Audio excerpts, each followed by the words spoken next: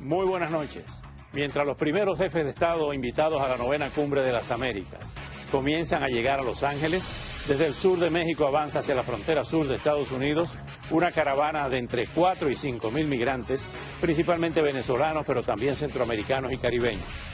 La mayor caravana desde el comienzo de este año, coincidente con el cónclave presidencial de Los Ángeles, recuerda que el objetivo primario de esta convocatoria fue la búsqueda de acuerdos para detener la crisis migratoria, un propósito perdido tras la polémica sobre las invitaciones a la cumbre que opacó definitivamente los propósitos políticos de la administración Biden. En Colombia, entre tanto, se acortan las distancias entre Gustavo Petro y Rodolfo Hernández en la intención de voto para definir el próximo presidente en apenas 2 semanas. Unas elecciones cuyos resultados se proyectan más allá de las fronteras de ese país. En Ucrania, tras 104 días de iniciada la invasión, las acciones militares rusas se concentran en áreas del Donetsk, un objetivo mucho menor que las intenciones iniciales de Vladimir Putin de conquistar todo el territorio del país vecino, mientras crecen las evidencias de que el bloqueo ruso a las exportaciones de granos puede generar hambrunas en África y otras regiones. Ya se habla de la guerra del hambre, otra terrible consecuencia de la agresión rusa. Y esta noche nos acompañará la senadora estatal Annette Taddeo, que cambia sus aspiraciones a la nominación demócrata para disputar la candidatura a la gobernación del estado, para intentar ahora derrotar a la republicana María Elvira Salazar como congresista federal por el Distrito 27 de la Florida. Estos son nuestros temas de esta noche en Ahora con Oscar Haza, el primer programa periodístico en el sur de la Florida, gracias a la calidad de sus invitados, nuestros temas y todo lo que acontece en la actualidad nacional y mundial.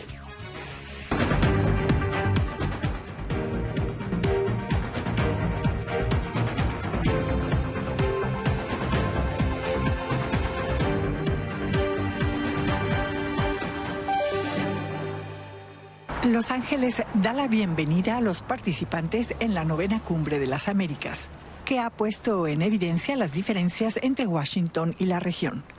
El malestar por la lista de invitados se ha convertido en el obstáculo de entrada. El gobierno de Estados Unidos confirmó que no invitó a los gobiernos de Cuba, Nicaragua y Venezuela, aunque sí espera a representantes de la sociedad civil de estos 3 países. La posición de Biden asume que no se debería invitar a dictadores. Pese a ello, la portavoz de la Casa Blanca no ve menguada la influencia de Washington en la región. Estados Unidos sigue siendo la fuerza más poderosa para abordar los desafíos que enfrentan los pueblos de las Américas en materia de desigualdad, salud, clima y seguridad alimentaria. El presidente sigue siendo un líder en el hemisferio.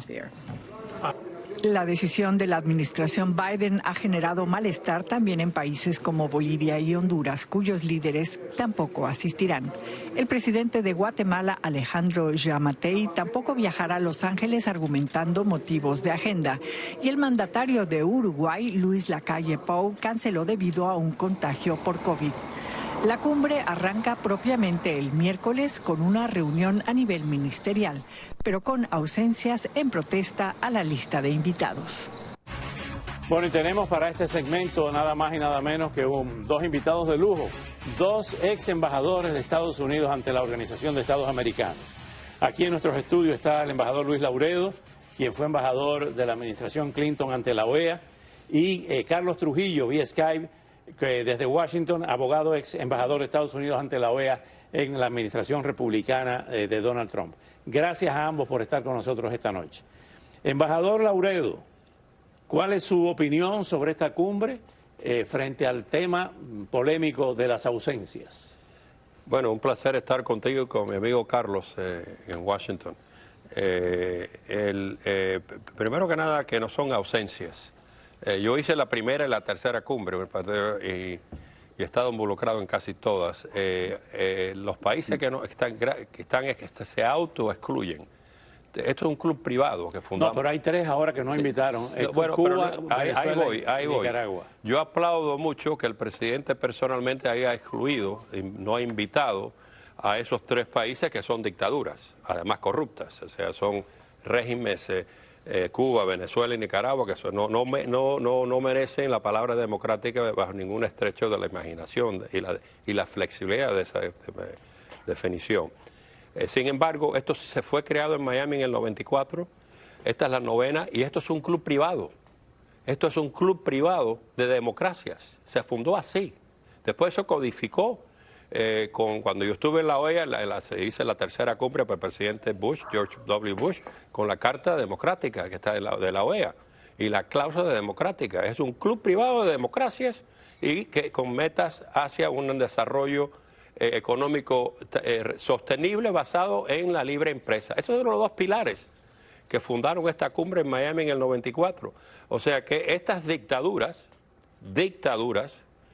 corruptas, son casi mafias, porque los dirigentes son todos ricos, ninguno ha trabajado un día en su vida en el sector privado y tienen una serie de propiedades y cosas, desafortunadamente, muchos aquí en los Estados Unidos.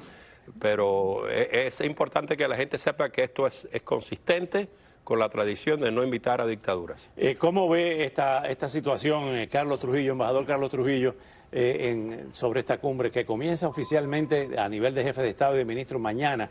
Hoy hay una cumbre de empresarios donde está Mauricio Claver Carón. Pero ¿cuál es su evaluación, su lectura de lo que está ocurriendo hasta ahora? Buenas noches. Buenas noches, Oscar y Luis, gusto en verte. Yo creo que es muy bueno que en este momento no estén invitando a Cuba, a Nicaragua, tampoco a Venezuela, pero a la misma vez debían de definir esa política antes de hoy. En el momento que México está chantajeando a los Estados Unidos que no va a llegar a la cumbre, hay otras opciones que ellos tienen sobre la mesa en cómo poder liderar ese tema. El tema también con Honduras, que llegó la vicepresidenta Kamala Harris hasta la toma de posesión de Xiomara Zelaya Castro. En ese momento que no llegue Zelaya a la Cumbre de las Américas, es falta de liderazgo en muchos temas por la administración. Y desafortunadamente la gente le culpa siempre al presidente, pero yo creo que muchos de los asesores que lo están asesorando sumamente mal. No invitar a Cuba, Venezuela y Nicaragua es lo correcto, pero a la misma vez varios países, incluyendo a Brasil, que no iba a asistir, es falta de liderazgo de los Estados Unidos en la región. Aquí estamos hablando, embajador Lauredo, de los temas que son inversiones, los voy a citar, inversiones para la región, la preservación del medio ambiente, oportunidades económicas y la migración regularizada son temas principalísimos. Aquí hay un problema. ¿De dónde está viniendo la migración del sur? Está viniendo de Centroamérica, del Triángulo Norte principalmente, que no vienen a la cumbre, y el caso de México, que es el gran receptáculo, el gran habitáculo, como se decía antes. Y facilita mucho esta inmigración ilegal. Bueno, y no vienen. Entonces, ¿cómo se enfrenta ese problema? Bueno, yo creo que tenemos que tomar una posición más fuerte. Yo soy, a esta edad mía, después de muchos años dando vuelta por este hemisferio, darnos más a respetar. Tanto presidentes demócratas como republicanos que han tenido esta tradición bipartidista de la Cumbre de las Américas, hemos tenido una flexibilidad excepcional en respecto a este hemisferio, con buenas intenciones, porque este país nunca ha sido imperialista, nunca han muerto miles y miles de norteamericanos en Europa 2 veces y nunca hemos tenido territorio que hemos adquirido y nos interesa. Desafortunadamente la América Latina está cambiando.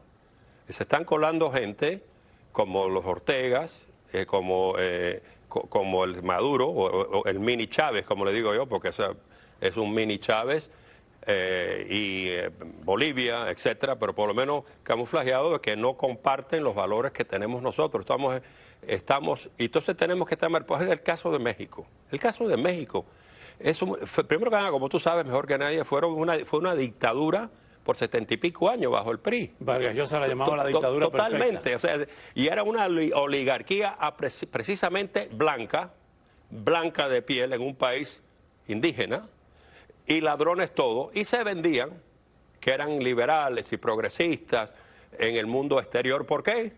Para que esas guerrillas de Cuba y todas esas cuestiones que pasaron en los 60 no intervinieran con sus privilegios. ¿Te acuerdas cuando era presidente de dedo? Hasta hace muy poco. Ellos tienen un dicho que dice que, ¿cuál es el chiste de ellos? Que estamos tan cerca de los Estados Unidos y tan lejos de Dios. Esa es la novela bueno, de eso es una tontería mexicana.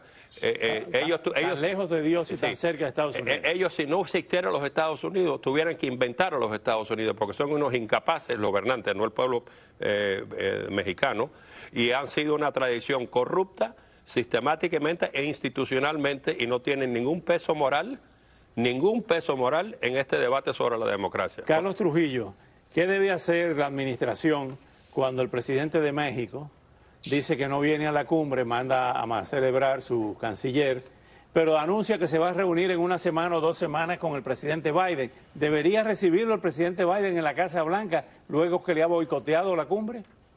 Oh, absolutamente no. Deben de cancelar la visita oficial de presidencial que tienen en la Casa Blanca. Deben de retomar el tema de sanciones por toda la migración ilegal que estamos viendo, incluyendo los 5,000 que vienen en la caravana, que México fácilmente los va a dejar pasar. Y deben de ponerle mucho más presión a México, que ya ha parado de cooperar con muchos temas de antinarcóticos con los Estados Unidos. Lo que ha hecho México en este momento, han escogido su amistad con Cuba, con Venezuela y Nicaragua. Les conviene, están mucho más interesados que tener alianzas con esos países que tener alianzas con los Estados Unidos. Ahora bien, ¿qué se debe hacer? Y la pregunta para los dos, con el tema migratorio. Este es uno de los puntos que está en la agenda. Pero, ¿qué hacer cuando los países que están provocando ese éxodo, está Cuba, está Venezuela, pero es pasando por Centroamérica, principalmente el Triángulo Norte y México, y ningún país, ningún presidente del Triángulo Norte ni el de México vienen a la cumbre? ¿Cómo se enfrenta ese problema entonces? Mira, yo creo que lo hicimos bastante bien en la administración del presidente Trump. Primero, el artículo 42. Las personas no tienen el derecho a entrar más en el tema de salud a los Estados Unidos y deben ser inmediatamente deportados. Segundo, la política que deben de remecer, deben de quedarse en México. Una persona buscando asilo puede buscar asilo desde México o desde Honduras o desde Guatemala o desde El Salvador hacia los Estados Unidos, no tienen que venir acá. Y tercer fue el acuerdo de tercer país seguro, que lo firmó el presidente Trump con todos los países de Centroamérica, incluyendo a México. Una persona que tema por su vida legítimamente en un país en Centroamérica puede ir a otro país y puede buscar seguridad en otro país. Esas son 3 políticas que funcionaron, que tuvieron muy buenos resultados, que dieron una migración negativa a los Estados Unidos, pero más que nada es la voluntad de política. La administración en este momento tiene que anunciar que la migración ilegal, ilegítima en este país es totalmente inaceptable. Y no lo han hecho y no pienso que lo vayan a hacer. Luis, ¿qué se hace con esa caravana? Viene una caravana monstruosa por ahí. Bueno, yo no quiero entrar en discusiones partidistas de lo que un presidente hizo y el otro no lo hizo, porque tuviéramos que hablar muchas cosas esta noche, pero yo siempre he sido firme en que la propia definición de soberanía nacional es control de tus fronteras. Control de tus fronteras. Si tú no tienes control de tus fronteras, no tienes soberanía. ¿Cómo hacer eso? Es ya donde entran los detalles. Pero este tipo de, tú dices, que son los países en tránsito, es un sistema organizado. Es otra mafia, están traficando con la miseria de seres humanos. Y en ese sentido, yo soy de mano muy dura en inmigración en la frontera. También por el mar, también por el mar, porque el control, no hay ningún país que debe tener un sistema privilegiado de inmigración en este país. O sea, que pasa que a veces nosotros, duro por allá y suave por acá. Yo en eso siempre he sido consistente, en el sentido de que la inmigración es fundamental para una sociedad ordenada y soberana. Gracias a ambos embajadores, a Carlos Trujillo y a Luis Lauredo. Se nos quedó fuera del tintero un tema importantísimo. El presidente Biden se va a reunir va a hablar con Juan Guaidó durante la cumbre de las Américas. Ese tema de Venezuela lo ampliamos mañana. La presidencia de Colombia, otro caso importantísimo, se definirá en una segunda vuelta el próximo 19 de junio. Pero las encuestas siguen mostrando un resultado muy apretado entre Gustavo Petro y Rodolfo Hernández. Ambos candidatos redoblan esfuerzos para seducir al electorado y lo vemos a la vuelta este tema.